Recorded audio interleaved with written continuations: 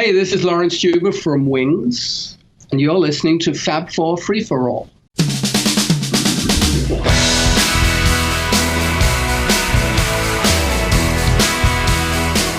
Welcome to another edition of the Fab 4 Free For All, the Beatles-related talk show on the internet. Yay! My name is Tony Toronto. I'm your moderator for this week, and joining me here on Fab 4 Free For All, as they always do, and I'm happy that they do, are my friends, Mr. Mitch Axelrod. Hello. And Mr. Rob Leonard. Hello. How you doing? And today we're going to talk about sort of a wide-reaching topic and idea. What we're going to talk about is Paul McCartney as a songwriter and how he handled in the early part of the Beatles' career. I shouldn't say the early part of the Beatles' career, a large part of the Beatles' career. Yeah. Handled his relationship, and it has something to do with Mitch's background, with one Jane Asher. Paul and Jane were together for a long time during the height of the Beatles' career and as a group. And Paul, obviously, during that period, wrote a lot of songs. Are there connections? Where, do we see these connections? Where do we see maybe some underlying ideas that... Well, where do we hear? Yeah, right. See, we you can look at the lyrics. We see them in our mind's eye. Well, that's true. Yeah, you can see them looking at the lyrics as well, actually. I think both is actually what you need to do. Yeah. But so again, to do that, we're going to look a little bit at sort of where Jane Asher was at in relation to where Paul, as a young guy from Liverpool, been through Hamburg, had quite a bit of a reputation with the ladies, a bit randy, if we want to use the Liverpudlian term, meets this woman who is on her own career arc and settles into a relationship, gets very close to the family too, which we know. But let's get a little, I'm going to turn it over to Mitch. Let's get a little background. You were kind of looking into a little bit of the backstory in the background. Yeah. And I think we probably won't, but this edition should be called See Jane Run. Run, Jane, run. There you go. Because you know what? Paul met Jane in April of '63 when the Beatles were playing the Royal Albert Hall. Yeah. And they were photographed together, and then she actually interviewed them for a show. Won't get into all the details, not important. Right. And then, as Tony said, Paul moved in for nearly 3 years into Wimpole Street, or I hope that's how you say it, with the Asher family. And the Asher family was a pretty well-to-do family. And her dad was a doctor, am I right? I believe so. Yeah. But both parents were well-to-do. Both parents, absolutely. And Paul loved that because he gained, he wasn't an idiot, but he wasn't well-cultured. And even though he came from pretty good upbringing too in Allerton, but he learned a lot from the Asher family. He was very cultured with them. He enjoyed it. They brought him the upper class first, things in life, not material, but he learned a lot. So he really enjoyed living with them. Obviously, he had a great relationship with Peter Asher, Jane's brother, and then obviously Jane. So it started in April of '63. Then, everything was going okay. I mean, as we'll see in some of the songs that were inspired by their relationship, it was up and down based on where the two were. And then very odd to me, but, as Tony alluded to, Paul had the reputation of being randy. And quite frankly, he met Linda at the Georgia Fame concert. And then 4 days later, she photographed the Beatles. And this is in, I think, May of '67, if I'm not mistaken, for the Sgt. Pepper press conference for the release. And then Linda went home and to the States, to New York, yes. Yeah. And then, like in December, Paul and Jane announced, or September, I forgot, announced that they were engaged. So September of which year now? actually, it was December of '67.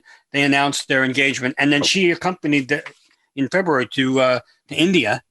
So they were tight, but and then unfortunately it ended because she was doing her Broadway thing, and she went home one day, and Paul was in bed, allegedly in bed, with Well, she wasn't on Broadway. She was in no, not Broadway, but West she was End. doing her acting, West doing End. her own thing. She was very, British she is. I shouldn't say was. She's still very much alive and really a beautiful woman, but a very strong-willed woman. And I guess because of her upbringing, and she wasn't going to put up with McCartney's crap. And just to also point out, this is someone who, when you look at it also from the perspective, had her own money and was powerful enough in her own right. She had started working in film in the early 50s. She was in films from when she was a child in 1952. She was in the British movie The Quatermass Experiment. She played in a couple of versions of Alice in Wonderland. And she was also, by the time the Beatles were starting to make their rise, she was a panelist on Jukebox Jury, which was a show that the Beatles would, appeared on a couple of occasions. So, she had her own money. She had her own status. Career. I'm sure had her own fan club, probably. Maybe. But she was an Alfie too, which I forgot, with Michael Caine in '66. And amidst, definitely had a career. It wasn't as though she definitely had a career. And unlike, and this is with no disrespect to Linda whatsoever, but Linda, jumping ahead, Linda put her career aside for Paul in a way.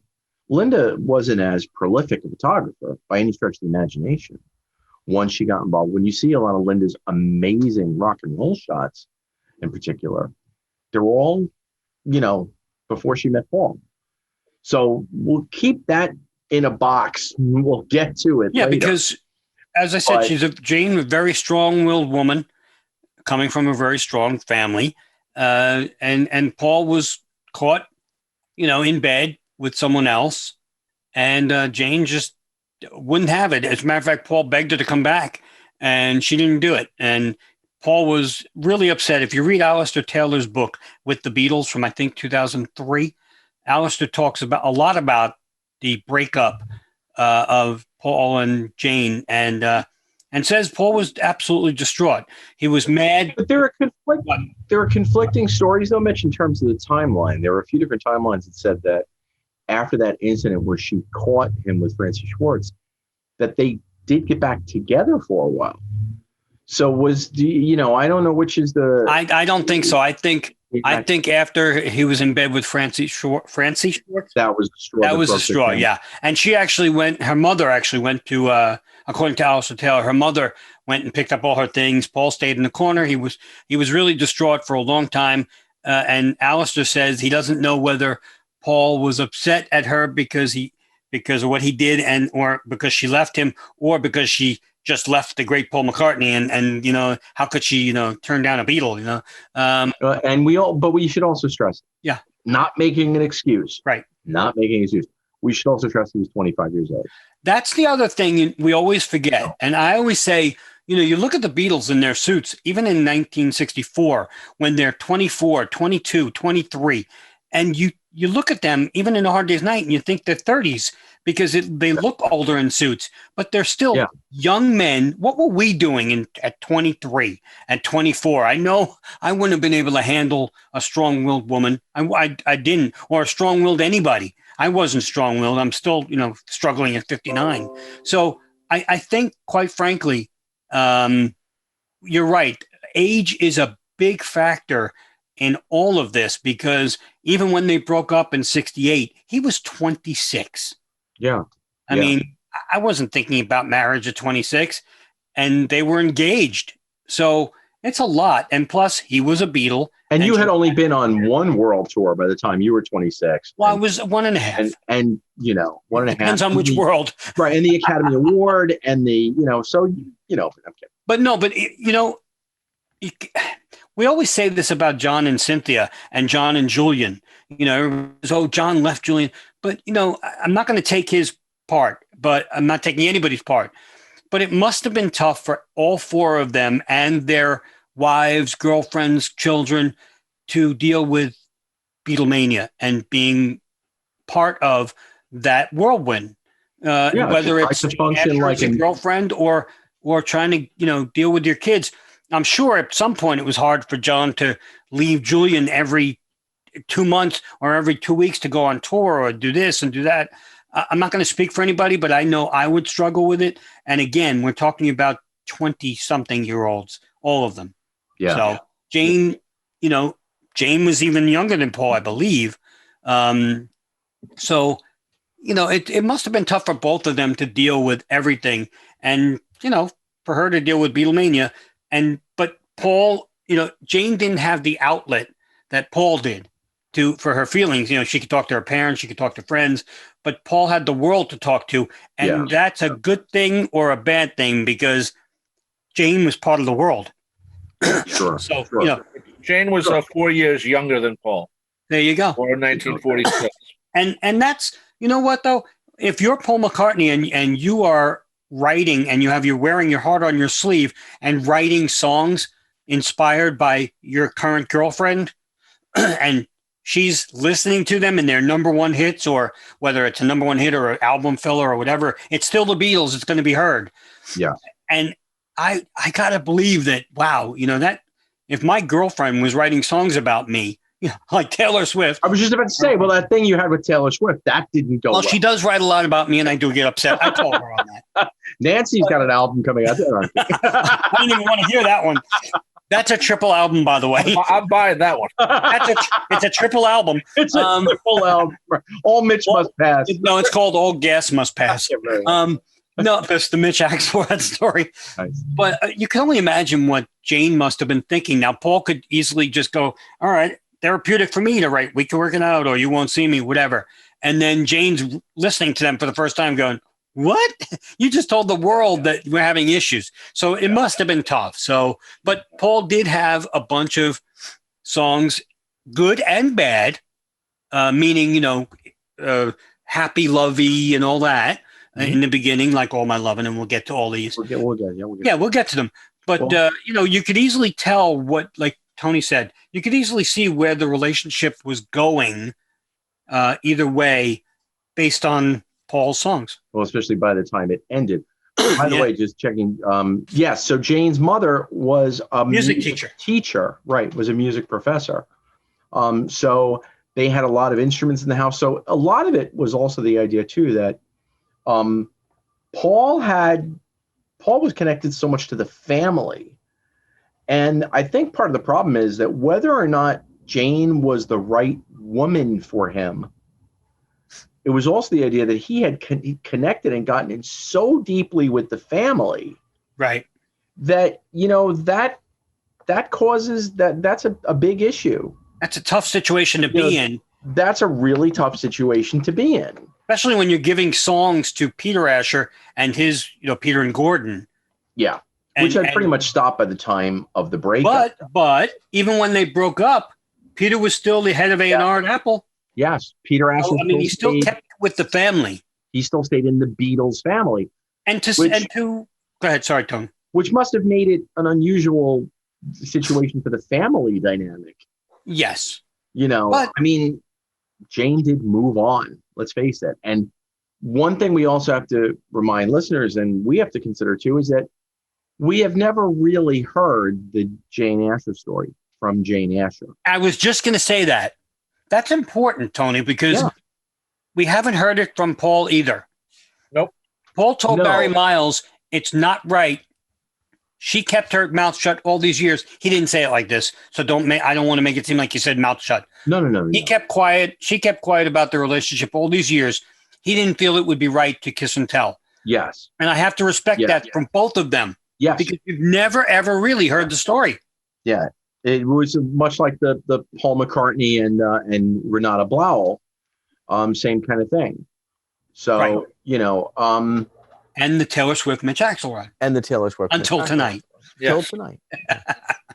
hearing it. You hear it now. But I also wonder, did they ever have an agreement? Did they say, "Hey, let's not talk about each other," or I mean, Jane's a successful actress. I don't think she needs the money, but at one point, everyone's written a book, and she has a good story to tell just with Paul, but the rest of her career also. But I always wondered, did they say, "Hey, let's not talk about each other. I promise not to say anything. You promise not to say anything." Well, even though Paul was writing songs, and you can look at it that way also. But I think it's a matter of it's too personal. I think it's a matter of the fact that it's a respect issue, like Mitch was saying. I think the point being that, let's face it, most of the tell-all books have been, someone's accountant, someone's this, someone's, the guy that ran the promo department. These are not intimates. Cynthia's was definitely, obviously, the most intimate book, but let's face it, we didn't really hear the Francie Schwartz story in the early 80s. We heard the Cynthia walks in and finds Yoko in her bathrobe. Well, Francie did tell Rolling Stone her end of the story. Yeah. Francie spoke about it. And which Paul, is, Paul could have easily in these last 50 years said something to anybody because they both moved on. Jane got married, had 3 kids, and was successful. Yeah. He could have easily said something because he's Paul McCartney and not give a shit. But I think he honestly loved her that much and like you said, Tony, the respect factor for both on both of them. It's a big thing right now. If Jane Asher, 70 years old, whatever, 74, whatever she is, came out and started talking about Paul McCartney, she could easily have headlines in every single paper ever, anywhere, even though he's going to be, he's 78 or 79, whatever, and she's 75. They could easily be on every paper headline because it's never been told. I do have to say, both of them won't do it. I do have to say, honestly, I don't agree 100%. I think at this point, I think it's, I won't say forgotten. I just don't think that element is there anymore. If he was still Heather Mills got everything, the headlines. Who is this? Heather Mills got the headlines. Heather Mills was how many years ago now? I know. And Heather Mills, and you're talking about, that was Paul's first love, Jane Asher. And that also could be the angle. That could be, but you're also talking about, then Paul got mad at me. Well, Paul was 20. And I'm sure you got mad at him. But it makes for good reading. But you know what? I think the British press would pick up on this much more than maybe the American press or around the world, only because she's very successful. She's very English based. Right. Than more of America. You don't see her in the States at all, really. But in Great Britain, she's still known. She's still known. I think the newspapers in Great Britain would pick up on that, just the way they did, if you look at it, with Heather Mills and Paul. That was very much at that point when the divorce started to happen, they all started attacking Heather Mills. Yeah. And they were waiting for that moment because they love Paul. He's Mecca, and once Paul said, okay, I'm going to divorce her, then the British press, jumped on Heather Mills. Whether she deserved it or not at this point doesn't matter. But they were ready for some of the embarrassing stories that I'm sure they had, but didn't tell because it was Paul McCartney. And Paul is loved in Great Britain. Oh, absolutely. And I think it's also the idea too, Rob, that, and Mitch, what we were talking about, is that following, with John, following Cynthia, his childhood sweetheart, the first wife, the person he was with through the beginnings of Beatlemania, that was followed by Yoko. So, that was followed by a tumultuous John going off the deep end and getting into audio verite, and so the change to Yoko came with this life change, this like sea change for John. Right. For Paul, it went from Paul is with Jane Asher to Paul has met his new love and settled down. And the biggest problem you had with Linda was she was American. Right. And then, when we found out years later, the conflict with her in-law, her parent, her dad and her brother and the attorneys and Paul and the management. But that was different than like John's whole life changing on a dime when Yoko came in. Yeah, So I think with Paul and Jane, I think the story was just two young people in love, natural ending, moved on. I just don't think it has the catchphrase that and then came Yoko. If Yoko was from outer space, so right. I want to just say one thing about the breakup, if you don't mind, because it's in Alistair Taylor's book, and it's telling. Paul said, "Jane wasn't just my woman; she was my closest friend. I've told her everything inside me. She knows what makes me tick, down to the things that happened as a kid. With Jane, I could just relax completely and be myself, and that seemed to be what she wanted. With the other women, I'm a fucking millionaire rock star who just happens to be about as shallow as a puddle." And the other thing he said was, Alistair said that Paul used to cry all the time about Jane, and then he'd laugh and joke and say, "I thought Jane was the drama queen, but it's me." Yeah. And that says a lot. I mean, I still think, well, look, the reality, not that he loves her anymore, but Jane said at the time, "I didn't break it off. It broke off." She didn't go into detail. She didn't go and break it off, to be honest. Right. With the way, she didn't. No. Yeah, Lorraine and Bobbitt looked that up. Really. But she did say we have, again, this is 1970. She said that we have seen each other and our families. So I mean, it's not like we don't know what in the last 50 years what the relationship been. Right. For all we know, who knows? They may have gotten together. I was just about to say, for all we know, maybe they've talked. Look, let's face it. I'm sure.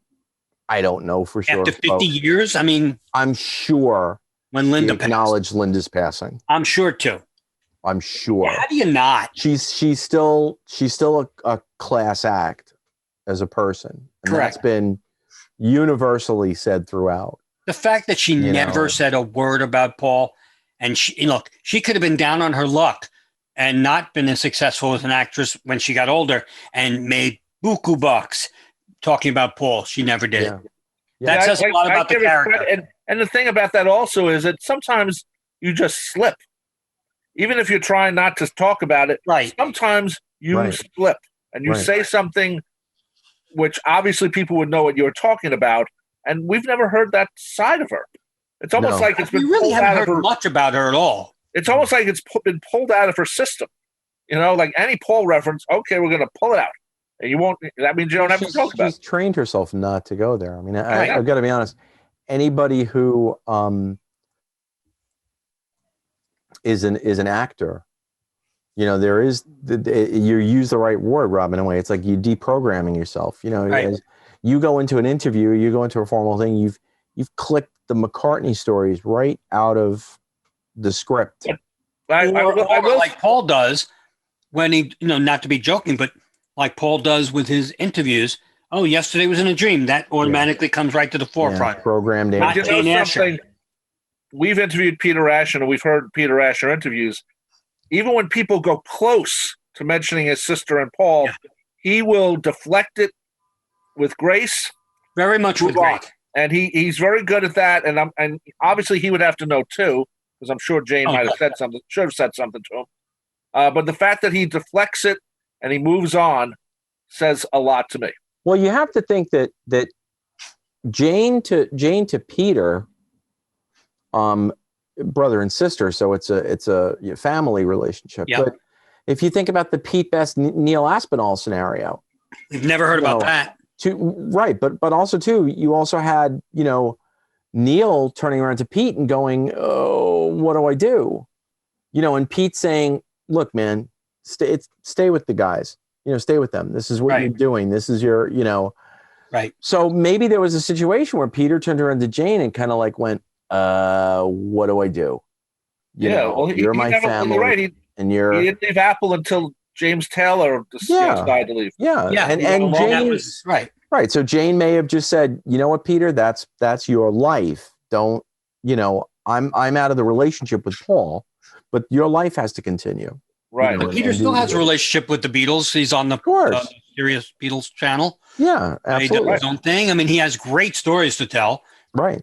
So, He just God wrote bless a book about the Beatles. Beatles A to Z or something. Zed, A to Z. Yep. So talking about having stories to tell, and Mitch talking about them having Paul having a public forum in which to quote tell his story.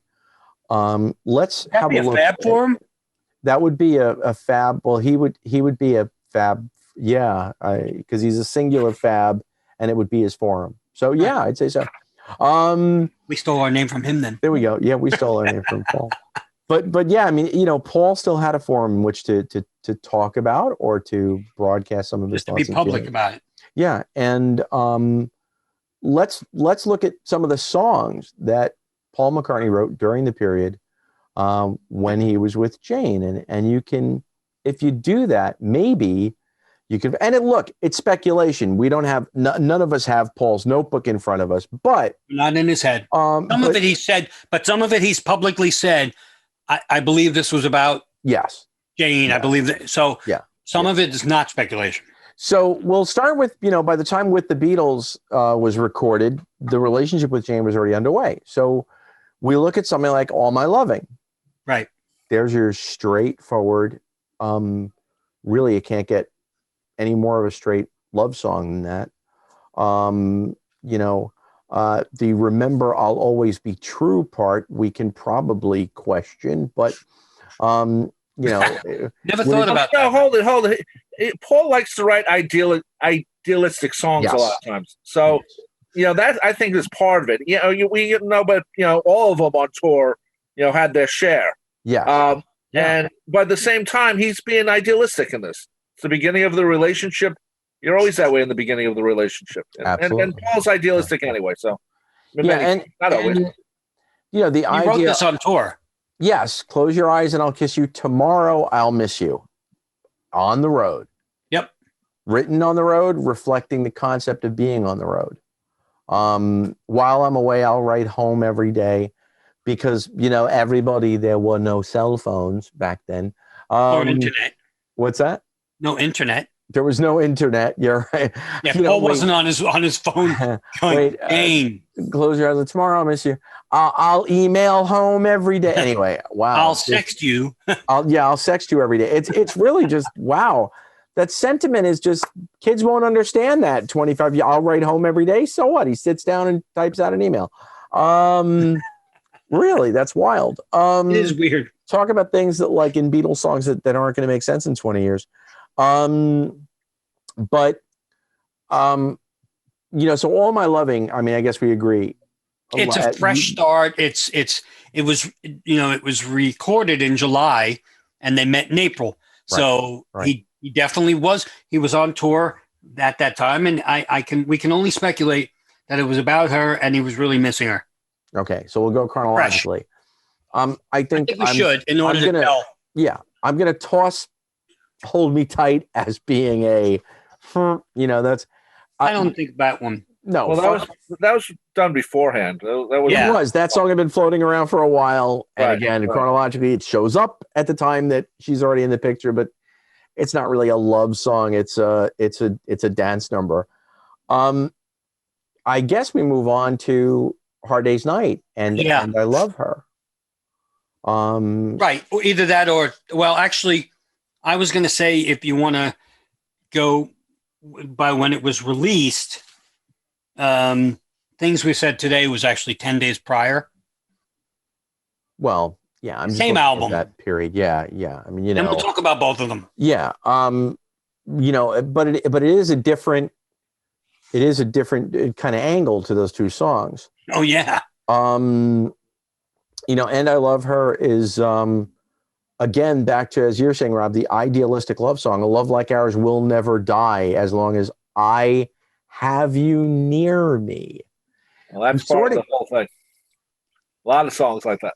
That's the jive. That's the jive. Near Me is very key with a lot of his songs. A lot of his songs, because... And you take it as like an innocuous thing, but... But Paul McCartney, the person who, yes, his mom worked. His mom was a working person.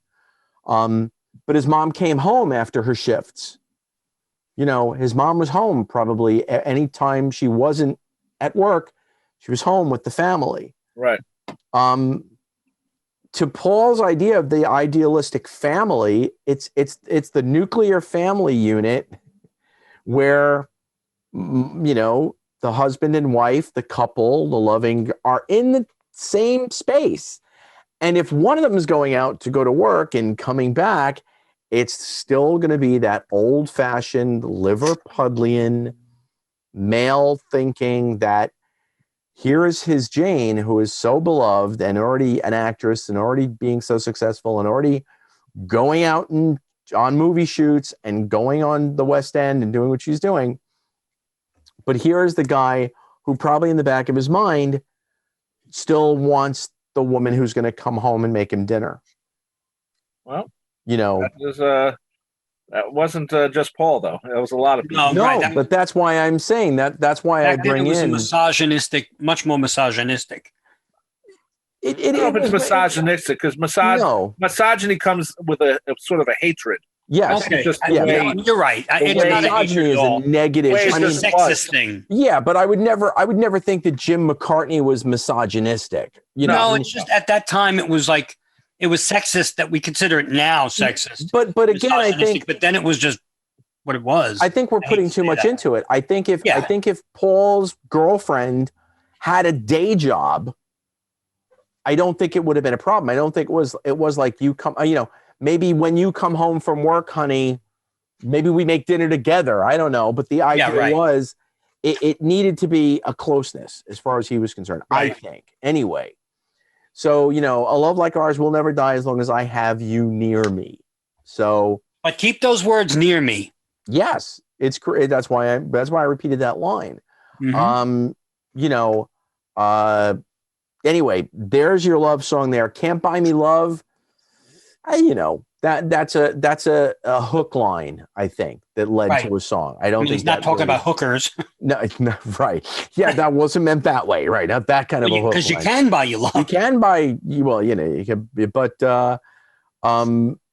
but you brought in things we said today and the concepts in that song, and that's a little bit more of an interesting. We had that in our part of our unlove thing that we did recently.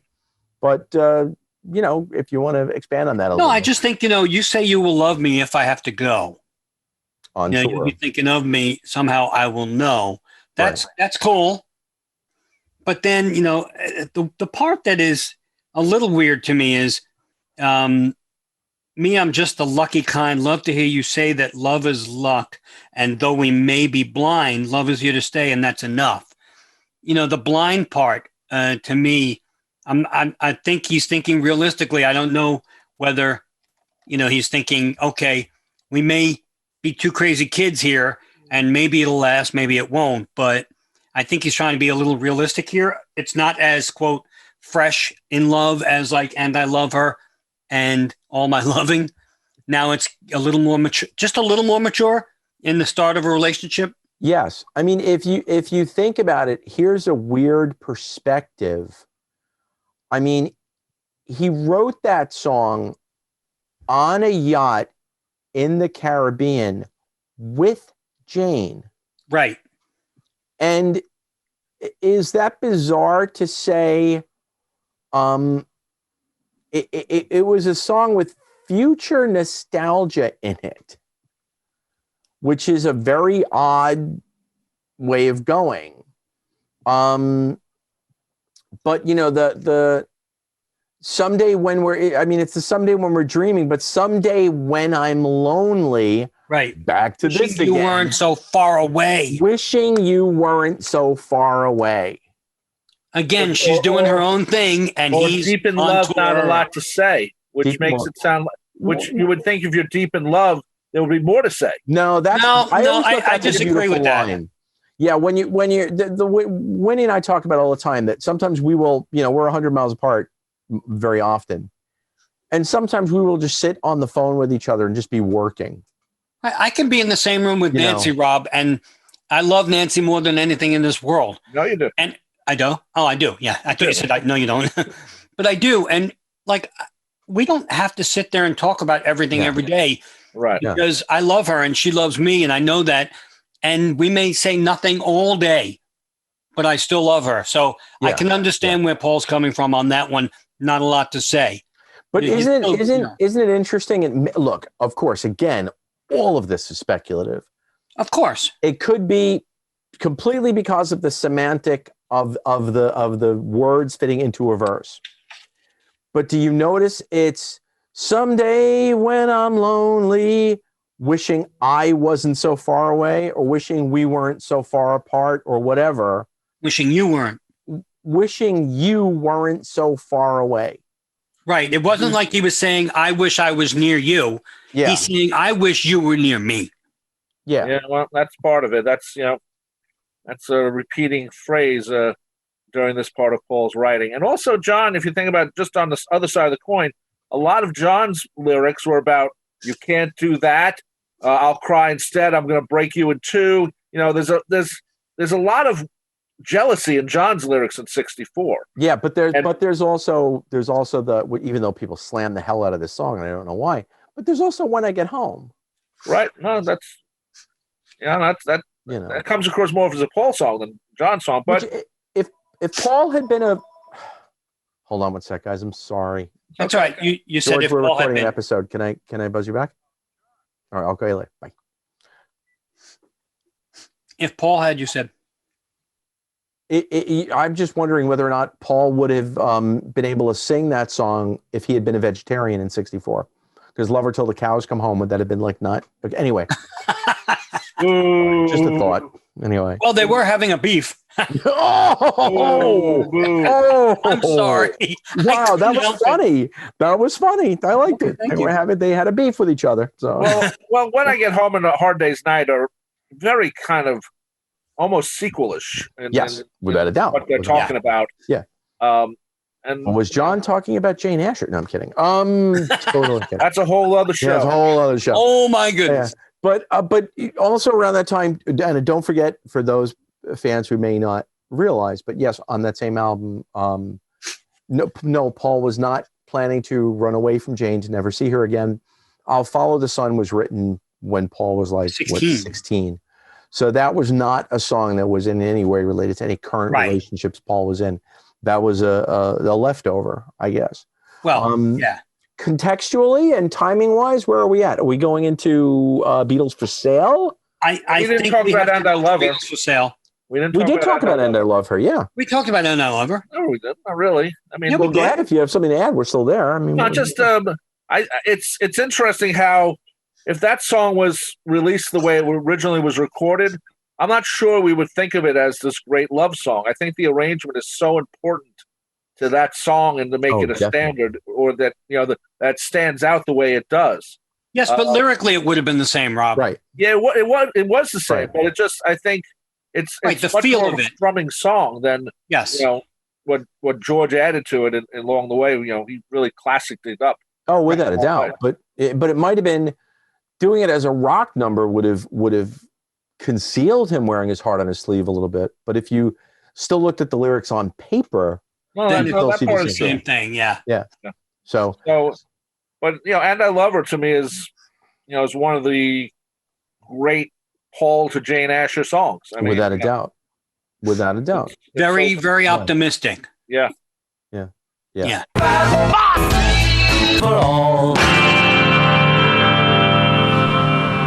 Hey everybody, Tony from Fab4 Free for All here, letting you know that you can win the 2 CD version of the newly released, remixed, remastered John Lennon Plastic Ono Band album, courtesy of the good folks at Capitol Records and Universal Music.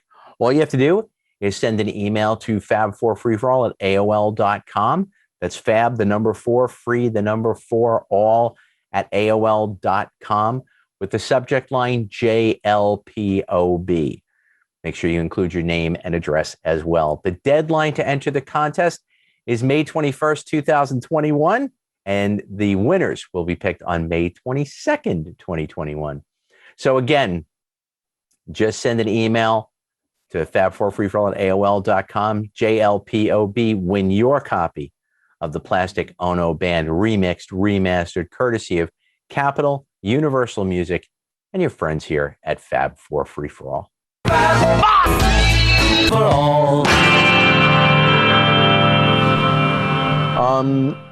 Okay, so moving to Beatles for Sale, we're looking at a little bit of a change here. Well, we're looking at the song that you and I both love, Tony. Well, because we joke about the recording aspect. Yes, I'm kidding. But what you're doing is there. Talk about a finger being pointed. And very quickly in the Beatles' career. I mean, we're talking July to December, and it's not "And I Love Her" anymore. Not that it's not "And I Love Her," because he still probably loves her like crazy. Yeah, but it gets a little more what's contentious based on some of the lyrics and what you're doing. Yeah. I mean, but you have to wonder. I mean, is it. How much of it is real and how much of it is songwriter liberty?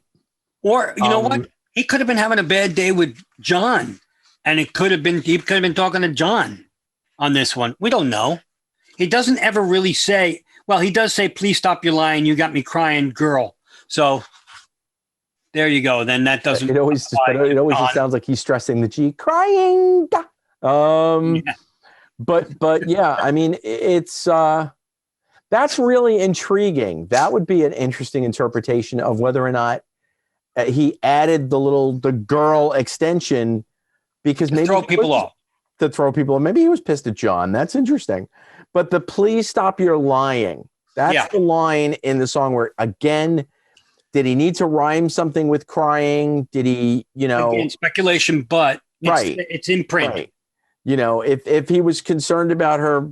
I mean, I don't know we don't know the intricate workings of the relationship, but it is fascinating that only a few months after "And I Love Her" comes "What You're Doing." He's saying, if you need a love that's true, it's me. It's me.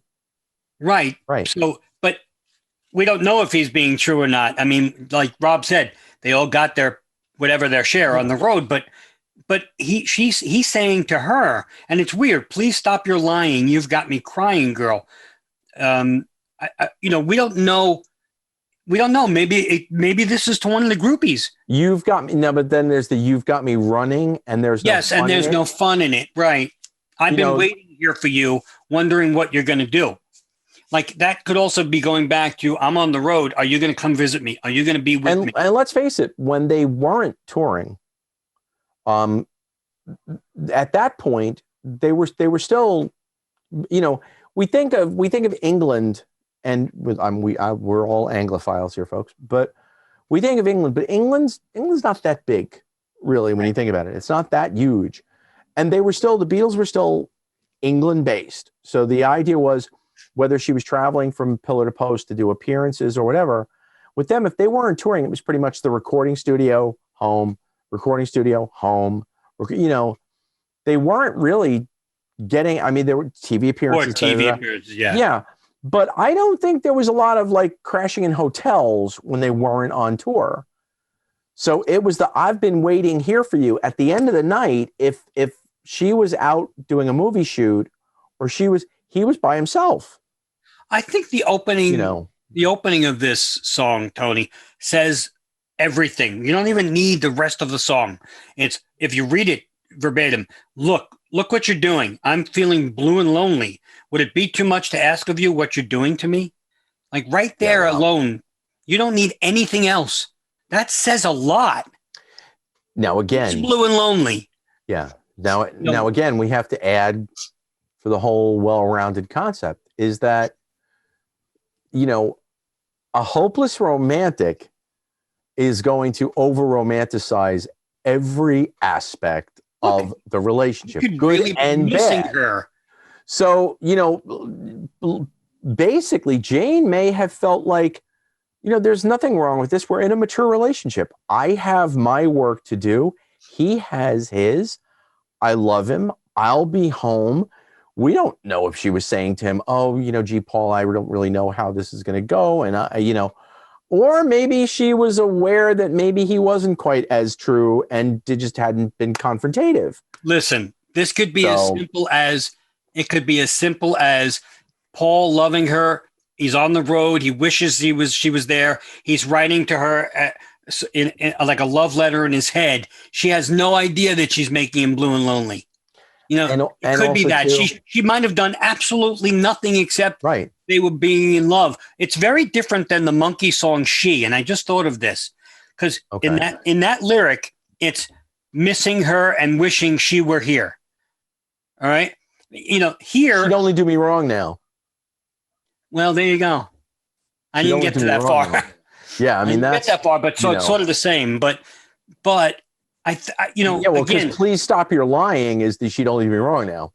Right. Yes. And that's the thing, the beginning of this song, if it is about Jane, could be totally innocent because he's just really missing her. And, let's face it, no offense to anybody, he could have blue balls and he'd be like, oh my God, I need Jane. You know what I mean? I don't mean it like that, but no. But at the end though, the please stop your lying, that says something totally different. That's not just him missing her. Something's going on here. If he's lying and she's lying, something's going on. I'm not saying she did anything wrong. He could be over, and sometimes overreaction in that respect. Sometimes overreaction is also a result of guilt. Could be. Right. But, part of that's those sessions, they also recorded She's a Woman. Bing. It was right here. It was right here on the paper. There's a lot of positive in that song. Right. Right. You're right. Wow. And even the "My love don't give me presents, I know that she's no peasant." Well, Jane certainly was not a peasant. No. She's a woman who understands. Maybe, I wrote this one the next day, when I woke up and went, oh, hell, I just wrote that "what you're doing" thing. Man, I better. It's amazing how you can go back and forth not just as Paul McCartney, but as a writer. One day you write a real positive song, and the next day, the other side of the story comes out, so to speak, or whatever. I think She's a Woman's a great song. It's there's interest. Love Me or excuse me. Only has to give me love forever and forever. That was my favorite one of the whole thing. Yeah. Right. But it's funny, and not to sorry, Mitch, but no, it's funny. But as a lyricist, I found that when you're younger. And this, they joke about the ever popular tortured artist effect and all that sort of stuff. And, when you're younger, it's easier to write, I think, idealistic songs.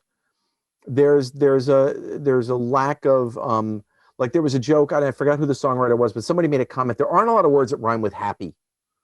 And I don't say that to be funny, but as you mature as a songwriter, sometimes you pull to get deeper and happy and joyful and content in a relationship. When you get much older, when you're in your 40s and 50s, like you were saying, Mitch, about being able to sit with Nancy and be quiet, you realize the depth of a relationship of that can live in silence. Right. But when you're in those in-between years, like the negative side of things can really make you dive in and write songs. Even, you can even stretch a situation intentionally to get a funny, song the word that rhymes with happy is crappy. Right. There you go. But seriously though, but I'm just talking the dichotomy of, both of those. Weird. Yeah. But it's easier, quote unquote, sometimes to write a song when you're pulling from, different circumstances that are, as opposed to just, well, we're in this content relationship. Yay. But also, it's like Rob said, it's amazing how Paul could go back and forth, but, in our lives, just our mood swings. I mean, if the sun is out, I could have a great day, but, if I ate something and I'm bloated, I might act crappy to everybody in the world for the next 2 days. It's just, and the same thing with. That's why I always ask you what you've had for breakfast before. Well, yeah, thank you. But when you nudge me, when I call, oh my, that's why Nancy and I don't talk. There you go. No, but Honestly, Wow. though, I think, so I could easily write a song if I'm having a bad day. And then, the next day it could be, the Brady Bunch, It's a Sunshine Day, Yeah. because or it could be Good Day Sunshine. There you go. You're coming up to. Very good. Wow, that was good, bro. We are coming up to Good Day Sunshine. But we have to get past Another Girl. Oh yeah, we have to. Wow. And there's another song actually before. Yep. Good Day Sunshine, but Another Girl. Wow. I mean, if this doesn't say if it's about Jane, but you're making me say that I've got nobody but you. But my favorite line, but as from today. Right. I've seen someone that's new. I've got somebody that's snoo. I always used to wonder what snoo was. Yeah. By the way, one more thing. Tony, you were just talking about songs with the word happy in it. Yeah. Paul has a song called Happy With You, which does not mention love. Right. He's just happy with you, which is such a great thought. It's a great song. Not just being in love, he is happy with her. And contentedness. Yes. It's very interesting. But the person who wrote Another Girl is not content with his current relationship. He is not. That's such, we've always said this a lot in our past lives as Fab Forum, and now this is a song that's, you don't really think about the lyrics. Layers of the onion. Well, because it's such a, great song, number one, and it's such an up music bed that you're like, oh wow. But then when you really dive into the lyrics, this is one of his most biting songs. Come on. But isn't it also interesting you chose the quote from Alistair Taylor where you talk about Paul saying she was my best friend. Yep. But look at the line in Another Girl. I've got another girl who will love me to the end. Through thick and thin, she will always be my friend. Right. Oh, but you know what? Can I just ask this? Can I just say something? Is this about Jane, or is this about someone and he's telling them about Jane? Meaning, Jane is my friend. She'll always be my friend. It's the groupie. You are a groupie who I'm just on the side. Isn't that wild? You could flip it on a dime. I was going to say something about a song which I think Paul contributes tremendously to, but he didn't write it. And that's If I Needed Someone. And now you guys, which is that same thing what you're just talking about, I have already someone. If I needed someone, you're the one I'd be thinking of. Yeah. And if you notice, Paul sings literally the entire song with George. And it's sort of what you're just saying. He's saying it to another girl who isn't Jane. I already have someone through thick and thin. That's a great point about she will always be my friend. Because right away we think I'm yelling at Jane. You know what? I have someone else. If you don't really love me and don't want to come on tour with me and don't want to be my girlfriend like I want you to be, and don't want me to be the model girlfriend, I have someone else. But if you flip it, it easily could be that way. Yeah, but that as from today is the catch line though, Mitch. You mentioned that earlier. Yeah. But as from today, well, I've got somebody that's new. He's in the middle of his relationship with Jane. And he's saying, well, as from today, I've got somebody that's new. Would he be saying to a groupie, as from today? No. For a long, long time, I've had someone that wasn't you. I don't know. I mean, I'm just making. No, I understand. So it's interesting, but it's interesting to see the dynamic. We don't know who he's talking to. We can only surmise that he's talking about Jane here, saying, look, you don't want to be who I want you to be, which is wrong. Meaning, but on his part, I can have anybody. I'm on the road. I'm Paul McCartney. I'm the cute Beatle. And in terms of when this song was written versus another song, and versus the fact that, again, we've never gotten the full story from these two. Maybe he heard this about someone else. I don't remember reading Paul's, but man buys ring, woman throws it away. Same old thing happens every day. I'm down. Yeah. Really down. Now, again, we're all alone and there's nobody else. You still moan, keep your hands to yourself. But you tell lies thinking I can't see. Telling lies again. Back to the telling lies from earlier. What is she telling lies? If she is, he could just be thinking she is. Or are these Paul McCartney formulaic song lines? It could be. Again, is this this is all little speculation, Richard, but you know, it is interesting because so many of the songs that like the next one we're going to get to, he's come out and said it's about Jane. So you have to assume that some of these others are about Jane too. and the next They song can't all be just fantasy, I mean, no. I guess they can. Well, look, I'm gonna be honest. I've got so many songs where what gets me into the song is an incident or an emotion. Yes. And then once I'm in the song and I have to rhyme words, you can embellish. You embellish and sometimes you finish the song and you, believe it or not, you've actually filtered out some of what you started with. Yeah, it could have totally been something different than what you wanted it to be. Exactly. And that could be these two. Yeah, but I have to admit though, Another Girl is pretty, just the title. I mean, come on. Wow. And then John says to Paul, "You're going to lose that girl." Yeah. Because I'll take her. Yeah, really. Oh, you never know. Wow. Now, is Night Before about a one night stand, or is it, But that's George. No, that's Paul. That's Paul. I'm sorry. I was thinking I Need You. No, that was going to be the next. And now The Night Before, there it is. Were you telling lies? Were you telling lies? How many lies did? Man, I would love to be Pinocchio to see how much the freaking nose grows with this couple. We said and look, let's be honest. Yeah. A lie from someone who's going out on the road or someone going on a movie shoot or a lie could be as simple as, oh, I'll be home right after the shoot.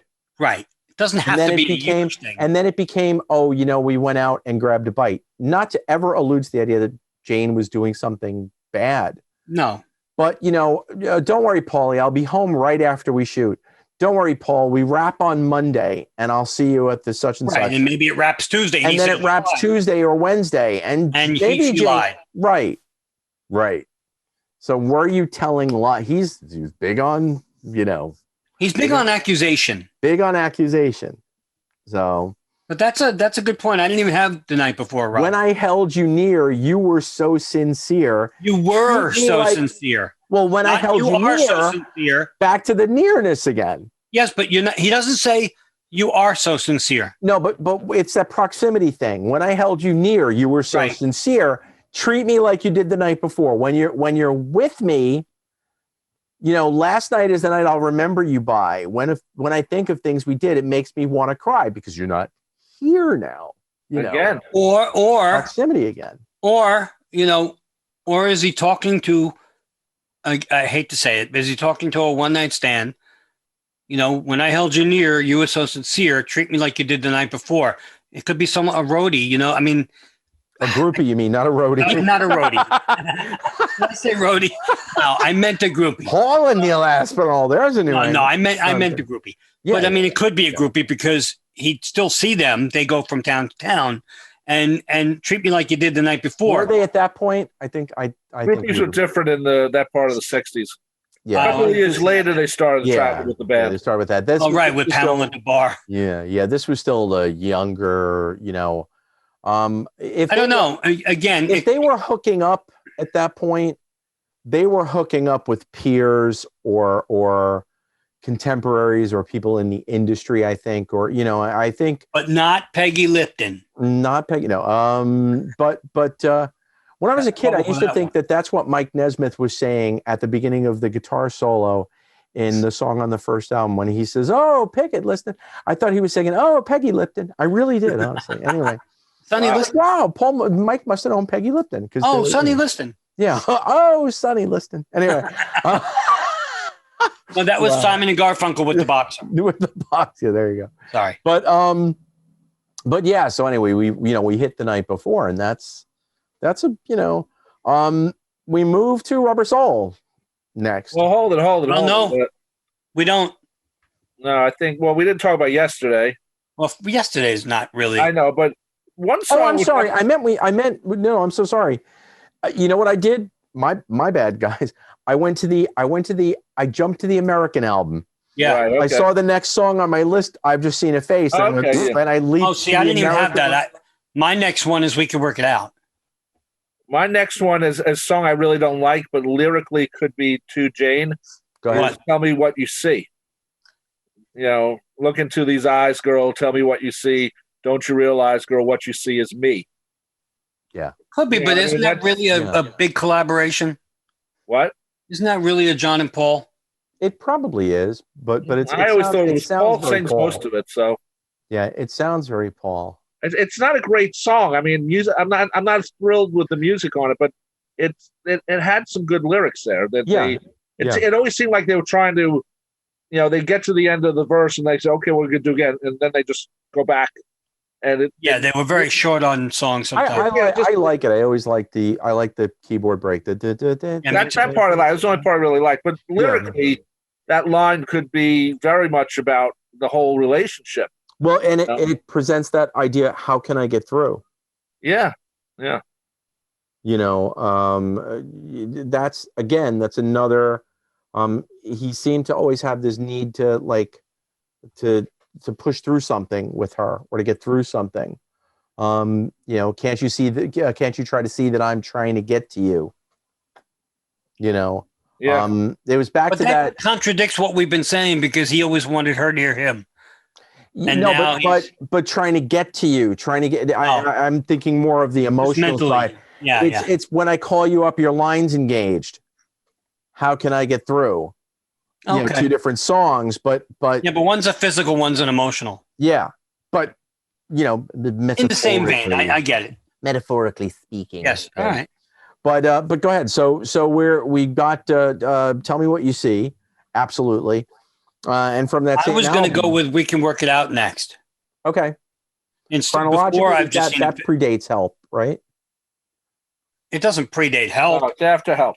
It's after Help. But Help, we've still got Yesterday. Yeah, and I've just seen a face. All right, I'm going American again. Yeah, you're thinking American now. Yeah, I wasn't even thinking Yesterday at all, to be honest. Yesterday is probably, like we always talk about that idea. Here's a guy who's 23 years old. But he said he thought it up in a dream. So, he did. So in the dream, was he 75? But you know what? You think it up in a dream. Okay, I agree with you. But he thought it up as scrambled eggs. Yeah, but that even makes me more leery of adding into this discussion because he wasn't thinking of Jane. He thought it up in a dream, and then he was thinking of scrambled eggs. I mean, I thought he just thought of the melody in a dream. I thought the lyrics he had to write the lyrics. I'm not. I mean, what really would pertain to Jane in there? It just the idea that you're 23 years old and you're saying all my troubles seem so far away. But that could be about everything. That could be generic. Sure, but I mean, he's 23 and he's not really living because he's in a bubble. It could also be about his mother. Yeah. So I don't think that really is that, and that would be very stretching it to include. No, but I'm not saying Yesterday is about Jane Asher. What I'm saying is that it's the way he thinks about relationships. 23-year-old young man thinking about relationships. To be thinking about not even relationships. All my troubles seem so far away at 23.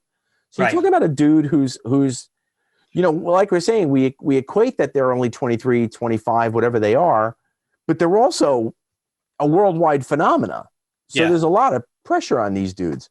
We go to I've just seen a face.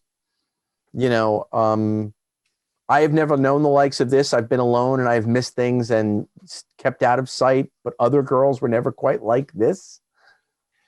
But I think that's much more positive for Jane. I think so too. He's trying to. I think he's saying, I may be untrue, but you are the only one for me. I'm trying.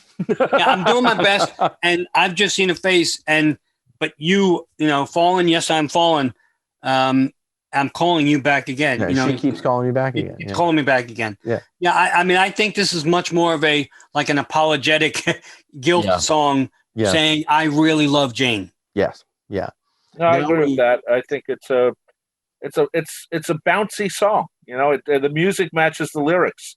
Again, it's there and having fun, and it's about the fun side of the relationship to me. Yeah. Well, hopefully.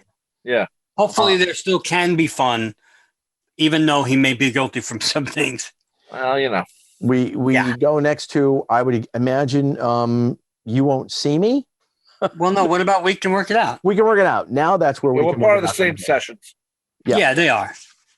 Well, We Can Work It Out is, I mean, this, I think he actually said is about Jane. He says, he said the lyrics might have been personal, probably a reference to Jane Asher. And then Paul took the song to Lennon to finish off. Right. Right. So, you know, you can, I mean, really try to see it my way. I mean, you know, no one goes against the great Paul McCartney. So try to see it my way. Only time will tell if I am right or I'm wrong.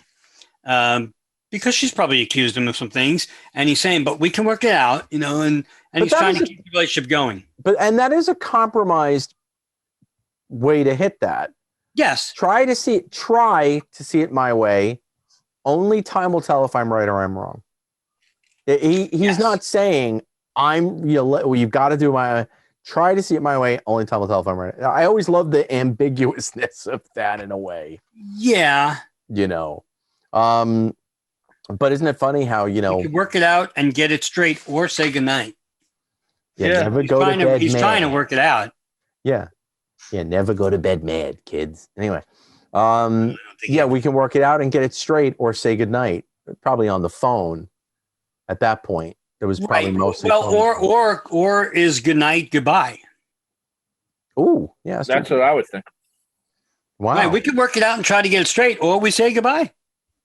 That's interesting. I mean, because if you're on the phone, like when I used to have a girlfriend last week, and I said to her, I'm kidding, and I say, you know, and we had a fight, you know, I'm either going to work it out with her. I'm not going to just say goodnight and go, it's like you said, go to bed mad.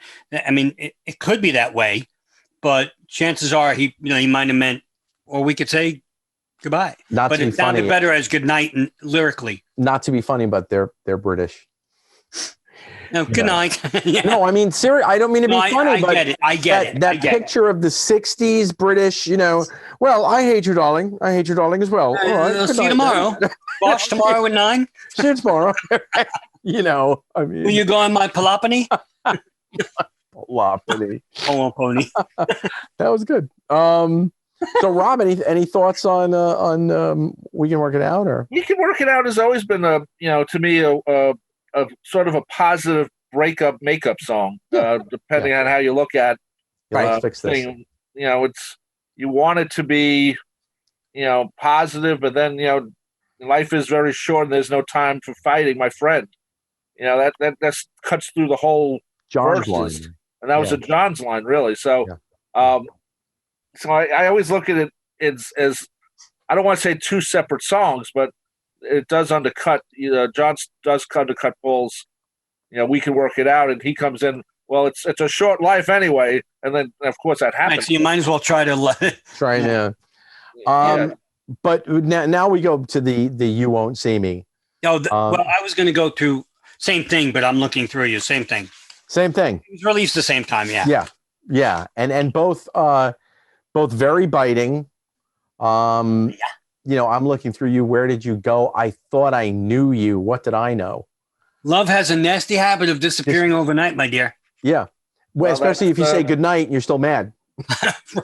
Right. And you know what? You don't look different, but you've changed. Yeah. Well, you're right. And also, it also becomes in many ways, a continuation of You Won't See Me. Definitely. Right. It's in the way the song is set up. I call you up, your line's engaged. I've had enough. So act your age. We've lost the time that's so hard to find. Yeah. I will lose my mind if you won't see me. So, but he's saying, it's funny because he's being mean, and then he says, "And I will lose my mind if you don't see me." Right. Well, you know, so he's very frustrated. It's more frustration more than anything because, you know, obviously he's still involved, you know, with this person he's writing about, which we assume is Jane. Right. And it's just on he's like, okay, what's going on here? And then then the next song, or almost it's on the same album, I'm looking through you, you know, it's like, forget this. I'm out of here. Yeah. But I always get a kick out of that line. I've had enough. So act your age. Right. He is 23 at this time, and she is 19. Right. So act your age. She is? She is really. She is. I mean, look, granted, people matured more quickly back then than they do now. I get it. But, I've had enough, so act your age. She's 4 years younger than you, Paulie. Right. That's it. It's just it holds together very well. Those two songs. Great. Yeah, those two songs. Really but you know what? It's weird because the only difference is you're down there. You were above me, but not today. The only difference is you're down there. So what does down there mean? Does it mean physically down where she was and he's not with her, or class system wise? You were above me. Maybe she was too smart for Paul. Maybe, but not today. But not today. He was smarter. He's like, bye. I'm out of here. Yeah, I'm bitching at you. I've got the one up this time. You were above me, but not to. Or maybe, it's that idea that, maybe she had caught him in a few lies and caught him in a few. And to say you were above me, meaning you had the upper hand. Yes. But not today. I love the lyrics, though. Your lips are moving. I cannot hear. It's like she's yelling at him and yapping, and he's like, I don't hear a word you're saying. But that's such a guy line. Oh, it definitely is a guy line. It's totally because she's probably giving it to him. Justifiably, and he's just like la la la. I can't hear you. Your words, man, I cannot hear. Your voice is soothing, but the words aren't clear. What? Her voice is soothing, though. That's a weird one. No, it's not actually, because it means that it's very understandable and very welcoming to him. But the words aren't clear. Means that what is she talking about? Right. Well, it's also proper, but what the hell is she talking about? Yeah, you're absolutely right. Your voice is soothing, meaning you're in the room with me or you're on the phone with me. We're making contact. Right. The words aren't clear. I don't know. Wait, you're yelling at me. Wait, you're being mean. Wait, what's happening? Stop it. Stop it. No, I can't hear you. Right, exactly. I could easily see that. Michelle is a goof. That's got nothing to do with the... no. I would say the next one would be For No One. For No One, yeah. Since we're going in order, I just want to throw a song that the Beatles recorded but didn't release until Anthology 2. Go ahead. And it's just because of the line, love can be suicide from That Means a Lot. Yep. No. What the? It's supposed to be in love, and love can be suicide? Whoa. And then maybe that's why it didn't come out. And then don't forget, a few years later, he wrote the song Suicide. Right. You know what? I'm going to say that one was just a way to rhyme with... I think so. Love can be deep inside. I agree, but at the same time, here's a guy who's written all these love songs, and it's love can be suicide. Can't you see? But it's funny. It's really weird. I'm reading the book, George, Harrison on Harrison, the interview book. And George makes a couple of references to, such and such. Well, it was either that or we just commit suicide. So I think that it's more of a flippant thing. Was a flippant kind of throwaway thought. Maybe Great Britain looked at that a little more glibly than I don't know. At that time, who knows? Yeah, we're not. It is part of the canon. So yeah, no, absolutely. But I always think of that as a throwaway. Always. Anyway. But you've got the two sides though, Mitch. You've got Here, There, and Everywhere, and For No One. But we were talking about Here, There, and Everywhere. It gave me a different perspective when we talked about it. We were talking about Here, There, and Everywhere, and you just look at the opening line, based on the fact of Jane Asher being a working woman, away from him. To lead a better life, I need my love to be here.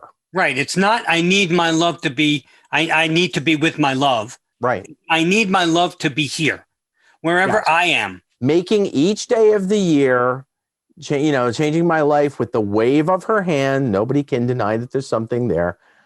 But it's this feeling that from the very outset, it's that to lead a better life, I need my love to be here. It's almost as if it's saying to Jane, it's kind of not a nanny poo-poo, but if you want to make this whole deal work, no, I Paul McCartney, need my love to be here. Right. He didn't say to lead a better life, I need to be with my love. Right. But also he changed the lyric for "Give My Regards to Broad Street." He goes, Yes, I need a love of my own. Life, I need a love of my own. So, but there you go. But that's maturity talking. There a little bit. It's a little different, isn't it? That's maturity talking. But you know what? I do think here, there, and everywhere. The opening line might have been a subconscious thing. I need my love to be here. You know, and we may be totally reading into it too much, and we probably are. But that's who we are. But I mean, here, there, and everywhere is a gorgeous song. Absolutely. Right? Now, this was recorded June, and the next song, For No One, was recorded in August. So to lead a better life, I need my love to be here, and then For No One, just a month and a half later, all her words of kindness linger on, and she no longer needs me. No longer needs me. And this is, he didn't break up with. Look, he didn't even, as we said at the top of the show 7 hours ago, that they didn't even get engaged until December of 67. And we're talking still about August of 66. But again, in relationships, it goes up and down, as we know. And obviously in these 2 months, it went up and down. Not that he was, she no longer needs me at that moment, because she obviously needed him later because they got engaged. And yet you don't believe her when she says your love is dead. Right. You think she needs you. You think she needs you. Yeah. So you're hoping that she still does. To me, For No One is one of Paul's greatest songs ever. Oh, absolutely. One of my favorite. Masterpiece. Basically, 6 verses. And 6 stanzas. Stanzas, that's right. Okay. And each one connects because your day breaks. And then the last line, your day breaks, your mind aches. There will be times when all the things she said will fill your head. You won't forget her. What a great ending for a song. What a great, it's almost an end of a relationship song. I mean, absolutely. It's a little wild, but it's also the truth about some relationships. There are times when all of a sudden something triggers in your head, a song, a book, something says, perfume smell, and all of a sudden you're like, oh, I'm thinking of her. Yes, but you know what? He said that he wrote this when they were in the ski resort in the Swiss Alps while on holiday with her. And he said, I suspect it was another argument, a love that should have lasted years. Yep. And then also the song's working title was Why Did It Die? But think about it, though. Again, it's like we're talking about. This is someone who has a world forum. Excuse me. This is someone who has a world forum that he says something. It's like Linda said years later, the Beatles say a word. If the Beatles want the world to hear the word the Beatles say it and the world hears the word the,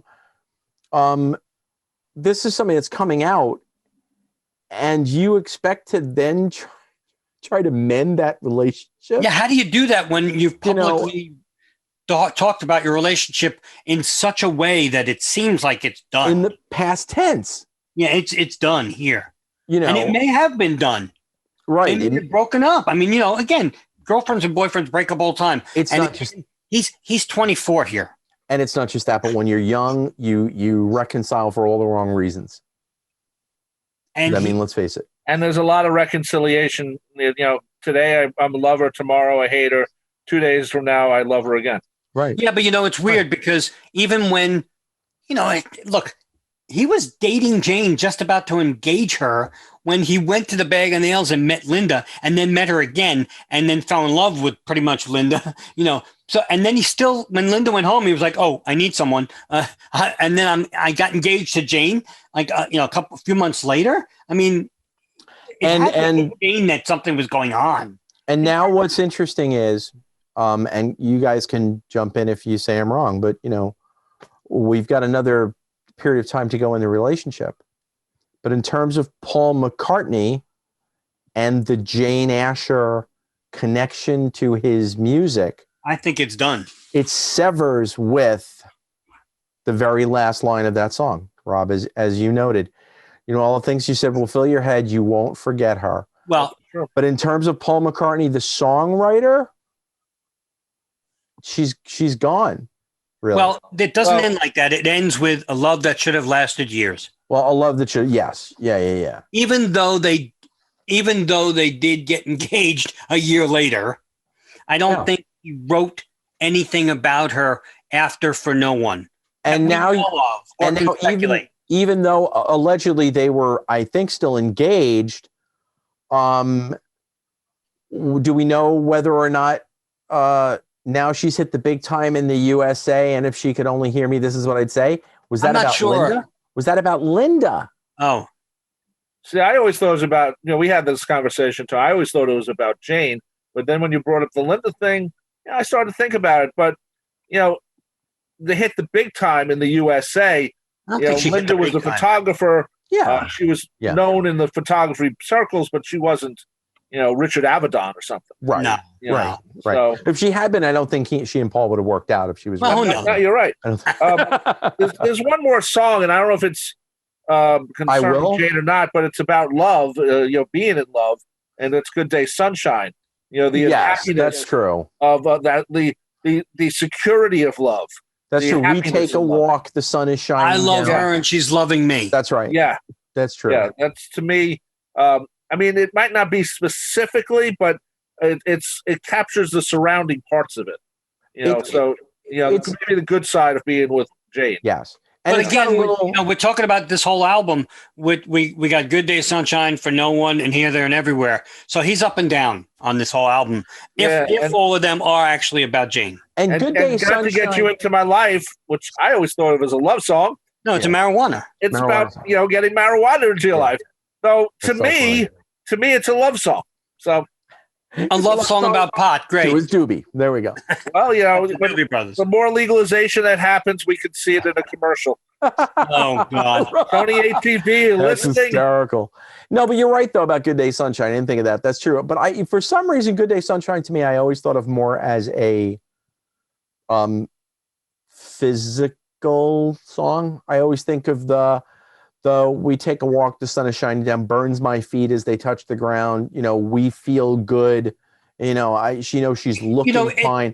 There's it's beautiful. It's a fun song. I'm proud to know that she is mine. No, proud to know that's true. That's the line that I'm thinking. That's the line that would say it's not just, I'm so proud to know that she is mine.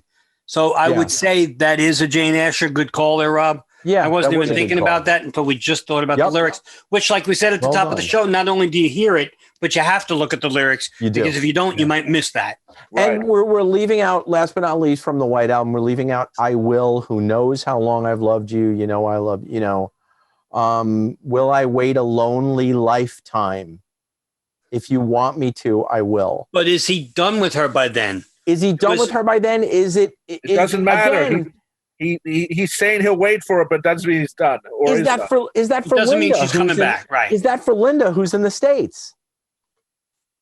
Well, I don't know if he would say, who knows how long I've loved you.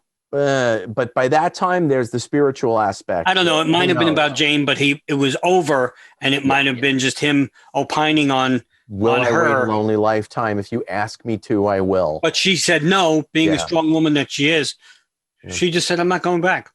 Love you forever and forever. Love you when we're apart. That could be Linda. But for If I Ever Saw You, I didn't catch your name. So again, that song. Well, that could be for a groupie. Well, on that note, on that lovely note. Wow. That's true, though. I didn't catch your name. I didn't. But it doesn't really matter. I'll always feel the same. Just, exactly. At least for that 24 seconds, I'll always feel and if you think of Sgt. Pepper, it's not really a love song. No love songs on it. Yeah. So no, you're not saying she's leaving home. Well, right. That was about Yeah, I know. Who but so we've kind of like tried to get deep into Paul McCartney's head at this point. Well, don't forget some of the songs he wrote for Peter and Gordon. World Without Love, Please Lock Me Away. I Don't Want to See You Again. Wow, I don't want to see you again. Yeah, so but he said you sing it about your sister. I don't want to sing it, but if you sing it about your sister, no one wants to see you again. Wow, oh my God. But he also wrote Woman. Yeah, he wrote Woman too, which and Do You Love Me? Yeah, so you need there's a couple of songs that he didn't do but sort of fall into the category of what we've been talking about. Maybe. So right, Rob, especially I mean, important ones. Well, you know what? Yeah, but they're not Beatles stuff, so we left them out. But let me ask you this. It's a little thing. What we heard, Paul brought in "World Without Love," and when he got "Please Lock Me Away," the band laughed, and they decided not to do it. But what's the difference between "I'm going to get myself locked up today" and "Please Lock Me Away"? You know, it's one he's doing it for himself, and the other one is saying, "Someone please do it to me." Okay, well, okay, but there is that similar idea of being locked up. So John was a little more arrogant, while Paul. Well, no, John was saying, I'm going to lock myself up because I've just lost the girl. I love her and I lost her. So I'm going to feel like self-pity. Him putting himself in either a crazy home. No, I think it's more self-pity. Or he's going to go out and get drunk and get arrested. Yeah. That type of thing. Nice. So that's for the John songs. And Lord knows when he burns the bitch's house down, then we can talk about that again. Those of you wondering about that, go back to our story songs. Our story that we did stories. Our stories. And Norwegian. Paul come up with that last line. What's the last line? Burn the last line about burning the Norwegian wood. Burn the house down. That's a great way to end the song. Hey. It is, That song will really bring down the house. Thumbs up. Hey, burn the house down. Why not? Really bring down the house, this song. And then, of course, David Byrne took the lyric. And there you go. Burn it down the house. He got a whole other thing. On that bizarre note, we're going to wrap up this episode of I forgot what the joke title was that we had. See Jane Run Jane. Oh, well, that was good, but there was another one we Paul's unsilly love songs. Not so silly love songs. Not so silly love songs. But yeah, so that's us talking about Paul's relationship with Jane Asher. Again, Jane went on to have a brilliant career herself and is still cool pictures of her. She's a stunning woman. Yeah, absolutely. So, and I don't mean that in a misogynistic way. Yeah, no, I mean it. She's absolutely stunning. She is, and she looks great today. And there's a picture that people have photoshopped of the two of them together, like in their 70s. Wow, Photoshop people. Yeah, but also too though. But again, as we said, a class act in terms of from what we know, absolutely. Both of them. Wasn't there a picture of her like covered in chocolate, naked? Covered in chocolate or something. Are you thinking of Anne Margaret and Tommy? I don't know. That was with the Beans. Was that another Herb Alpert cover that we never got? No, Rob, I don't want to hear about your wishful thinking. Maybe it was like 15, 20 years ago or something like that. Break me off a piece of that Kit Kat bar. There you go. Very nice.